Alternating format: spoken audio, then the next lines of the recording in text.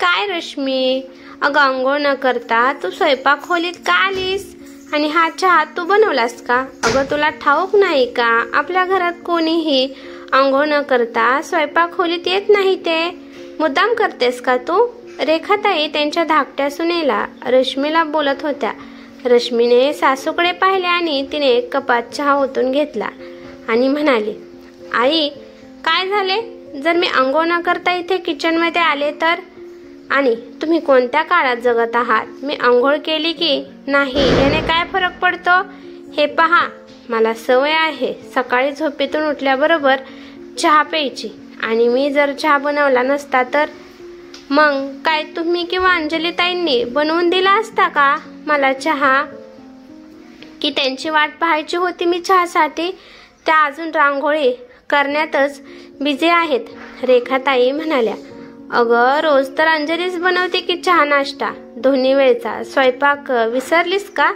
रश्मी म्हणाली, रोज त्या करतात, मग आज काय झाले त्यांना चहा बनवायला? रेखाताई म्हणाल्या, अगं परी आजारी आहे, ठाऊक आहे ना तुला? रात्री अचानक तिचा ताप वाढला, त्यामुळे रात्री अंजली तिच्या कपाळावर बराच वेळ थंड पाण्याच्या पट्ट्या ठेवत बसली होती. त्यामुळे आज थोडासा उशीर झाला तिला उठायला.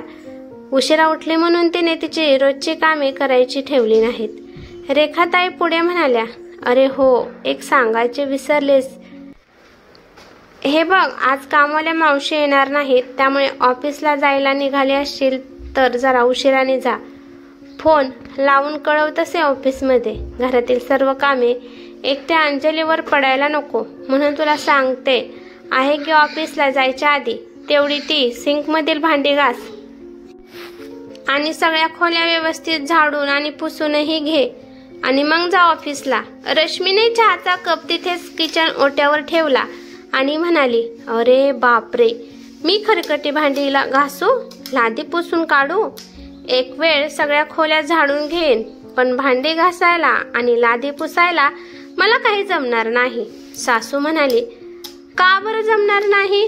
ते काही नाही, गपचिप सांगितलेली कामे कर, मगच जा ऑफिसला. त्या बिचाऱ्या एकट्या अंजलीवर सगळा लोड नको पडायला. पण ऐकेल ती रश्मी कसली? ती सासूला म्हणाले, आई माफ करा, पण आता तर मला कोणतीच कामे करायला जमणार नाही, कारण आज ऑफिसमध्ये खूप महत्त्वाची मीटिंग आहे, त्यामुळे मला आज नेहमीपेक्षा थोडेसे लवकर जावे लागणार आहे. त्यामुळे ती भांडी झाडून आणि फरशी पुसून घ्यायचे की नाही हे तुमचे तुम्ही बघा. असे बोलून रश्मीने घर कामातून अंग काढून घेतले आणि तिच्या खोलीत निघून गेली. सासू आश्चर्याने तिच्याकडे पाहत होती. तेवढ्यात अंजली रांगोळ काढून आली आणि सासूला म्हणाली, आई काय झाले, तुम्ही अशा का उभ्या आहात? रेखाताई म्हणाल्या, अगं बघ ना, रश्मीने आंघोळ न करता स्वयंपाक खोलीत जाऊन चहा बनवला, म्हणून मी तिला सांगितले की यापुढे आंघोळ न करता किचनमध्ये येऊ नकोस, तर तिने मलाच ऐकवले. बरं, तेही झाले. मी म्हटलं की आज कामवाल्या मावशी येणार नाहीत, अंजलीवर सर्व कामं पडतील, त्यामुळे तू तेवढी सिंकमधील भांडी घासून घे, सर्व खोल्या झाडून पुसून घे. तर म्हणाली, मला अजिबात जमणार नाही, माझी ऑफिसमध्ये मीटिंग आहे, मला लवकर जायचंय. आता तूच सांग काय करायची हिचे? अंजली म्हणाली, आई आपल्यासाठी हे काय आता नवीन आहे का? रश्मीची आंघोळ होईपर्यंत अंजलीने नाश्ता बनवला. त्यानंतर रश्मीने तिचे सर्व काही आवरून मोठ्या जावेने बनवलेला नाश्ता केला आणि भरून ठेवलेला डब्बा कुठलीही लाज न बाळगता पर्समध्ये टाकला आणि नेहमीपेक्षा अर्धा तास अगोदर ती ऑफिसला निघून गेली. रेखाताई आश्चर्यचकित होऊन रश्मीकडे पाहत तिथेच उभ्या होत्या. अंजलीने सासूच्या खांद्यावर धीराचा हात ठेवला आणि म्हणाली, आई तुम्ही अजिबात टेन्शन घेऊ नका, मी आहे ना, मी करेन सगळी कामे, तुम्ही बसा, बघू इथे सोप्यावर. रेखाताई म्हणाल्या, अंजली तू पाहिलेस ना तुझी धाकटी जाव कशी वागते ते, मग टेन्शन नको घेऊ. तर काय करू? घरात आल्यापासून या पोरीची नाटकं सुरू झालीत. काम म्हटलं की असं उलट उत्तर देऊन निघून जाते. मोठ्याचा मानपान काही समजत नाही तिला. तू म्हणून तिला समजून घेते. माझ्या हाताखाली तर ही टिकलीच नसती बाई. देवाने तुझ्या रूपात एक शांत, समजदार, संस्कारी मुलगी सून म्हणून पाठवली माझ्या आयुष्यात. माझ्या जयच्या आयुष्याचे कल्याण केलेस तू पोरी. 2 पुस्तके या महाराणीपेक्षा कमी शिकलीस, पण संस्कारातील स कसा जपायचा त्याचे उत्तम ज्ञान दिले आहे तुझ्या आई वडिलांनी तुला. नाहीतर तिच्या घरच्यांनी हिला फक्त शिक्षणाच्या कारखान्यात घालून अभ्यासाचे ज्ञान देऊन बाहेर काढले आहे. त्यापेक्षा मुलीवर थोडेसे संस्कार केले असते तर बरे झाले असते. सासूच्या बोलण्यातील आर्तता अंजलीच्या लक्षात येत होती. अंजली म्हणाली, पण आज ना उद्या रश्मीला या सर्वांची नक्कीच जाणीव होईल. आई तुम्ही नका काळजी करू, मी बघते काय करायचे ते. अंजलीच्या समजदारीच्या शब्दांनी सासूच्या डोळ्यात पाणी आले. मावशी सुट्टीवर असल्यामुळे आज सारे काम अंजलीला एकटीला करावे लागणार होते, पण सासूबाईंना मात्र अंजली एकटीच सर्व कामे करते आहे हे मात्र अजिबात पटत नव्हते. त्यामुळे त्यांनी अंजलीला जमेल तशी मदत केली आणि दोघी सासूसुनांनी मिळून सारे काम आवरले. रश्मी संध्याकाळी ऑफिसवरून घरी आली तेव्हा रेखाताई तिला म्हणाल्या, रश्मी आता ऑफिसवरून आलीस म्हणून खोलीतच बसून राहू नकोस, 10 मिनिटात फ्रेश होऊन बाहेर ये, आज तुला रात्रीचे जेवण बनवायचे आहे. रश्मी म्हणाली, हे काय आई, मी ऑफिसला काय टाइमपास करायला जाते असे वाटते का तुम्हाला? तुम्ही विचार सुद्धा करू शकणार नाही, इतका लोड असतो तिथे. जाऊ दे, तुम्हाला काही कळणार म्हणा, त्यासाठी तेवढे शिकावे लागते, पण दुर्दैवाने तुम्ही तेवढे शिकलेले नाही ना, मग आमच्या कामाची किंमत तरी कशी असणार म्हणा तुम्हाला. आणि तसेही आज माझे डोके खूप दुखतंय, त्यामुळे आज मला जेवायला नाही दिले तरी चालेल, मी बाहेरून काहीतरी मागवेन, पण मला स्वयंपाक करायला जमणार नाही. असे उद्धटसारखे बोलून रश्मी तिच्या रूममध्ये निघून गेली. हे सर्व दारात उभे असलेल्या राघवने म्हणजे रश्मीच्या नवऱ्याने पाहिले होते. रश्मी सासूला खूप उलट बोलली होती. राघवनेही त्याच्या बायकोने आईचा केलेला अपमान पाहिला होता आणि स्वतःच्या कानाने सर्व काही ऐकले होते. आज तरी भाऊजी रश्मीला नक्कीच समज देतील असे अंजलीला वाटले होते, पण राघव काहीही न बोलता बायकोच्या मागोमाग त्याच्या रूममध्ये निघून गेला. सासू म्हणाली, पाहिलेस का अंजली, माझा मुलगाही कसा वागतोय, अगदी बायकोच्या पावलांवर पाऊल टाकत आहे. मला सांग, मी कुठेतरी कमी पडले का ग? अगं, ऐपत नसतानाही याला शिकवलं. माझ्या जयने यांच्या मृत्यूनंतर दुकानाची सर्व जबाबदारी घेतली. या राघवसाठी स्वतःचे शिक्षण सोडले आणि ह्याला त्याच्या मनासारखं शिक्षण घेऊ दिलं, पण त्याला नुसते पुस्तकी शिक्षण दिले ग. त्याच्यावर संस्कार करण्यात मी कुठेतरी कमी पडले असे म्हणत सासूबाई रडायला लागल्या. अंजली सासूला जवळ घेत म्हणाली, आई अजिबात रडायचं नाही, मी आहे ना. सासूबाई म्हणाल्या, तू आहेस म्हणून तर मला काळजी नाही, नाहीतर या अशा वातावरणात मी कधीच जीव सोडला असता बघ. अंजली म्हणाली, आई काय हे असं अजिबात बोलायचे नाही, आता मलाच काहीतरी करावे लागेल, खूपच हाताबाहेर चाललेलं आहे सर्व काही. वेळेतच उपाययोजना करायला हवी, नाहीतर हे सोन्यासारखे घर कधी उन्मळून पडेल सांगता येणार नाही. सासूची समजूत काढून अंजली देवघरात गेली आणि मनातल्या मनात देवाकडे पाहत म्हणाली, दिवे लागणीच्या वेळेस हे सारं व्हायला नको होतं देवा, पण नेमकं तेच झाले सर्वांच्या वतीने. मी माफी मागते, पण आमच्या घराची सुख शांती पुन्हा एकदा मिळवण्यासाठी आम्हाला मार्ग दाखव. आहे त्या परिस्थितीतून आम्हाला बाहेर पडण्यासाठी मदत कर, सर्वांना सुबुद्धी दे. असे म्हणत अंजलीने देवासमोर दिवा लावला. आणखीन एक दिवा सासऱ्यांच्या फोटोसमोर लावला. धूप अगरबत्तीच्या मंद सुवासाने घरात प्रसन्नता निर्माण झाली. अंजलीने देवासमोर पुन्हा एकदा हात जोडून त्यांची माफी मागितली आणि ती स्वयंपाकाला लागली. दोघी सासूसुनांनी मिळून मग स्वयंपाक केला. सगळं आवरलं. आता जयच्या येण्याची सासूसुना वाट पाहत होत्या. तो आला म्हणजे जेवायला बसता येईल असे बोलून दोघी टीव्ही पाहत बसल्या. तेवढ्यात दरवाजा वाजला. जय आला असेल म्हणत अंजलीने पटकन जाऊन दार उघडले. दारात जेवणाचे पार्सल घेऊन एक जण उभा होता. तेवढ्यात रश्मी धावत दारात पोचली आणि त्याच्या हातातून ते पार्सल घेऊन ती पुन्हा तिच्या रूममध्ये गेली. अंजली आणि सासूबाई तिच्या पाठमोरे आकृतीकडे पाहत उभ्या राहिल्या. तितक्यात जयही आला आणि तो म्हणाला, काय ग अंजली, अशी दारात का उभे आहेस? माझी वाट पाहत असाल ना तुम्ही दोघी? पण मी तरी काय करू ग, दुकानात आजकाल इतकं काम वाढलं आहे की त्यामुळे रोजच उशीर होतोय. आणि तसेही तुम्हाला किती वेळा सांगितले मी, माझी वाट पाहत बसू नका, तुम्ही वेळेत जेवून घेत जा म्हणून. बरं आई, तुलाही नाही कळत का ग, अशाने तब्येत बिघडेल ना तुझी. जय एक सारखा बडबड होता, पण त्या दोघी मात्र स्तब्ध झाल्या होत्या. काय बोलावे ते दोघींनाही समजत नव्हते.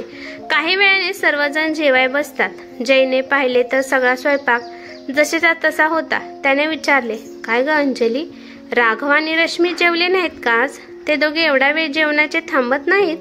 अंजली आणि सासूबाई एकमेकींकडे पाहू लागल्या. तशी जयला देखील कल्पना आली की नक्कीच काहीतरी झाले आहे.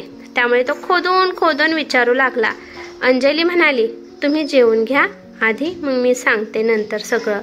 तिघेही जेवले. मग पुन्हा भांड्यांचा सगळा पसारा आवरण्यात अंजलीचा वेळ गेला. तोवर जयने आईला त्याच्या रूममध्ये नेऊन झालेला सगळा प्रकार आईकडून समजून घेतला. जय म्हणाला, आई आता यावर काहीतरी इलाज करावा लागेल. रश्मी आता अतिच करत आहे, कुठेतरी आवरायला हवे तिला, पुढे जाऊन आपल्यालाच त्रास होईल. तिघांनी मिळून मग यावर तोडगा काढायचे ठरवले. दुसऱ्या दिवशी सकाळी राघव आणि रश्मी नेहमीप्रमाणे ऑफिसला जाण्यासाठी आवरून तयार झाले. पण रोजच्या प्रमाणे अंजलीने त्यांचे डबे बनवलेच नव्हते. रश्मी किचनमध्ये आली आणि म्हणाली, हे काय ताई, आज तुम्ही ना चहा नाश्ता बनवला ना आमचा डब्बा, मुद्दाम करत आहात ना तुम्ही? तुम्हाला ठाऊक नाही का आम्हाला ऑफिसला जायचे असते ते? अंजली म्हणाली, मी का बनवायचा तुझ्यासाठी आणि तुझ्या नवऱ्यासाठी नाश्ता? 2 वेळेचं जेवण, तुमचा डब्बा, मला कामवाली समजतेस का? तू ऑफिसला जा, नाहीतर काम सोडून घरात बस. मला काय करायचे आहे? तू ऑफिसला काय ह्या घरासाठी किंवा आमच्या पैकी कोणासाठी जातेस का? स्वतःसाठी कमावतेस तर स्वतःची कामे स्वतः करायला शिक. आणि तसेही काल रात्री तू तुम्हा दोघांसाठी जेवण ऑर्डर केले होतेस ना, मग तसेच आजही आणि यापुढे दररोज तुमचे जेवण बाहेरून मागवत जा. मला काही जमणार नाही तुमच्यासाठी जेवण बनवायला. माझे कर्तव्य फक्त माझ्या सासू, नवरा आणि मुलीला सांभाळायचे आहे. त्यांनी मला अर्ध्या रात्रीतून जरी काही बनवून मागितले तरी मी त्यांना काय पाहिजे ते पटकन बनवून देईल. पण यापुढे मी तुमच्यासाठी उगाच राबणार नाही. जाऊ दे, सोड. घरात भांडणे नको म्हणून मी सर्व काही निमूटपणे करत होते, तर तू मर्यादा सोडून बोलायला लागली आहेस. मी तुझ्यासारखी उलट बोलत नाही याचा अर्थ मला राग येत नाही किंवा काहीच वाटत नाही असं तर होत नाही ना? जावेचे बोलणे ऐकून रश्मीच्या रागाचा पारा चढला. ती म्हणाली, बघतोस का राघव, ऐक तुझी वहिनी काय बोलते ते. तुला खूप साधी भोळी वाटत होती ना तुझी वहिनी, बघ कसे क्षणात परके केले त्यांनी.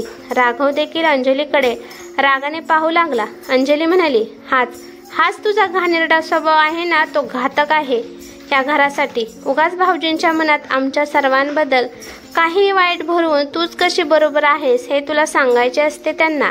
आता मी काय चुकीचे बोलले? तुझ्या नवऱ्याचा डब्बा, जेवण तुझे तू बनव हेच तर सांगितले. बरं, माझे जाऊ देत. भाऊजी स्वतःच्या जन्म दिलेल्या आईला देखील बोलत नाहीत, कारण तूच त्यांच्या मनात आईबद्दल काहीतरी वाईट साईड भरवले असशील. रश्मी म्हणाली, काहीही काय बोलत आहात ताई, तसेही इथे आईचा विषय नाही, माझा डब्बा न बनवण्याचा आहे. अंजली म्हणाली, हे बघ रश्मी, आज काय तो सोक्षमोक्ष लागलाच पाहिजे. आणि भाऊजी तुम्हीही ऐका, आवरा तुमच्या बायकोला. चुकीच्या गोष्टींना वेळेच आवर घातला असतं तर आज ही वेळ आली नसती, पण ही सुधारेल आज ना उद्या. आज ही वेळ आली नसती, पण ही सुधारेल आज ना उद्या म्हणत मी गप्प होते आजपर्यंत. पण पाणी आता डोक्यावरून गेले आहे. इथून पुढे माझ्याकडून कोणत्याही कामाची अपेक्षा करू नका. तुमचे डबे तुम्ही तुमचे बनवा. रश्मी तू बनव किंवा मग भाऊजी तुम्ही बनवा, काही फरक पडत नाही. तुम्ही नोकरी करता म्हणजे आम्ही घरात बसून फक्त आराम करतो का? साध्या कामाला सुद्धा ही बाया हात लावत नाही. अरे चला, तेही समजून घेतले असते, पण बोलण्याची काही पद्धत असते की नाही? मोठ्यांचा मान राखता येत नाही, निदान अपमान तरी करू नका. एक ही जी बोलून तिच्या संस्काराचे प्रदर्शन मांडते आणि दुसरे तुम्ही न बोलून आईने दिलेले संस्कार मातीमोल ठरवता. आणि यापुढेही असे सुरू होणार असेल तर तुम्ही दोघेही तुमची सोय दुसरीकडे कुठेतरी करा. आपल्या जावेचे बोलणे ऐकून रश्मी म्हणाली, अरे राघव, नुसता वेड्यासारखा काय उभा आहेस, बोल ना काहीतरी. राघव म्हणाला, वहिनी आम्हाला सोय करा म्हणतेस, जणू काही हे घर दादाचे आहे. हे घर माझ्या बाबांचे आहे आणि तू मला दुसरीकडे सोय करा असे म्हणूच कसे शकतेस? रेखाताई म्हणाल्या, अरे बापरे, हे घर तुझ्या बाबांचे आहे हे लक्षात आहे तर तुझ्या? मग मुलगा म्हणून घराचा टॅक्स किंवा लाईट बिल तरी कधी भरले आहेस का रे? बरं हे जाऊ दे, मला सांग, तुझे बाबा तर आता या जगात नाही, मी जिवंत आहे, म्हणजे या घराची मालकीन मी आहे. मला कधी विचारतोस का रे? आई बरी आहेस का? जेवलीस का? औषधे घेतलीस का? दुसरीकडे सोय करा म्हणाले की लगेचच हे घर बाबांचे आहे. हे बरे बोलता आले तुला? राघव मान खाली घालून उभा राहिला, पण रश्मी आताही तिचे संस्कार जणू वेशीलाच टांगायला निघाली. ती अविचाराने काहीही बोलत होती. ती म्हणाली, खरे सांगायचे तर मी ऑफिसला जाते म्हणून तुम्ही सगळे माझ्यावर जळतात. हे बघा, माझ्या आईवडिलांनी मला घर काम करण्यासाठी शिकवले नाही, त्यामुळे काही झाले तरी मी घरातील एकाही कामाला हात लावणार नाही. आणि तसेही आता माझीच या घरात राहायची मुळीच इच्छा नाही. ती नवऱ्याला मोठ्या आवाजात म्हणाली, राघव, तू माझ्यासोबत येणार आहेस की इथेच तुझ्या आईच्या कुशीत राहणार आहेस? अंजली म्हणाली, बरे झाले तू स्वतःहून घर सोडण्याचा निर्णय घेतलास. आता भाऊजी तुम्ही ठरवा. बायकोला 4 समजुतीच्या गोष्टी सांगायच्या की यावेळीही तिच्या मागे मान खाली घालून सर्व काही समजून तसेच पुढे चालायचे.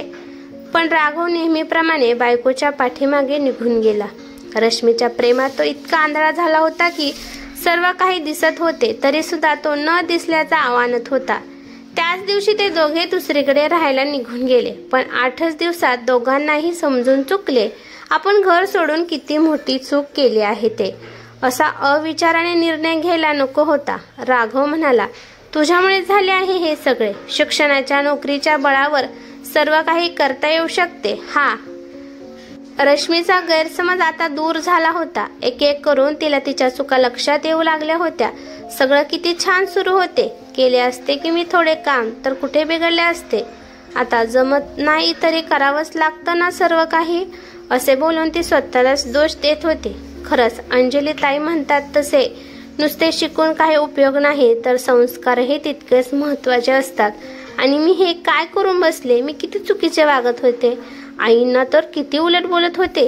ती राघवला म्हणाली, तुला मला एकदाही म्हणजे माझी चूक समजून सांगावीशी का वाटली नाही? माझ्यामुळे तू ही तुझे संस्कार विसरलास का? राघव म्हणाला, आता काय करायचे ते तूच सांग बाई. रश्मी म्हणाली, आता हे पण मीच सांगायचे का? स्वतःचे डोके कधी वापरणार आहेस? चला आवरा, जाऊया पुन्हा घरी. मला नाही जमणार बाबा ऑफिस सांभाळून हे सगळं एकटीने करायला. तेव्हा राघव म्हणाला, रश्मी, तिकडे घरी गेल्यावर आई काहीही बोलली तरी तू तिला अजिबात बोलणार नाहीस. आईलाच काय पण कोणालाही उलट बोलायचे नाही हे लक्षात ठेव. घर कामात थोडीफार तरी मदतही करावीच लागेल तुला. त्या दोघी जशा तुला समजून घेत होत्या तसेच तुलाही आता त्यांना समजून घ्यावेच लागेल. ही खूनगाठ मनाशी पक्की करावी लागेल. राघवने स्पष्ट शब्दात रश्मीला ताकीद दिली. रश्मी म्हणाली, हो रे, नको लेक्चर देऊ. थोड्याच वेळात दोघेही घरी पोहोचले. दोघांनीही सर्वांची माफी मागितली आणि झालेल्या चुकांची पुनरावृत्ती पुन्हा कधीही होणार नाही याचे आश्वासनही दिले. सर्वांनी मोठ्या मनाने दोघांनाही माफ केले आणि त्यांना आणखीन एक संधी दिली. गुण्यागोविंदाने मग सर्व काही सुरळीत झाले. खरंच काय हवे असते सुखासाठी? प्रेम दिले तर त्या बदल्यात प्रेमच मिळणार. फक्त शिक्षणाबरोबर आपले संस्कार जपणे ही तितकेच महत्त्वाचे असते हे विसरून चालणार नाही. ही कथा कशी वाटली ते मला कमेंट करून नक्की सांगा.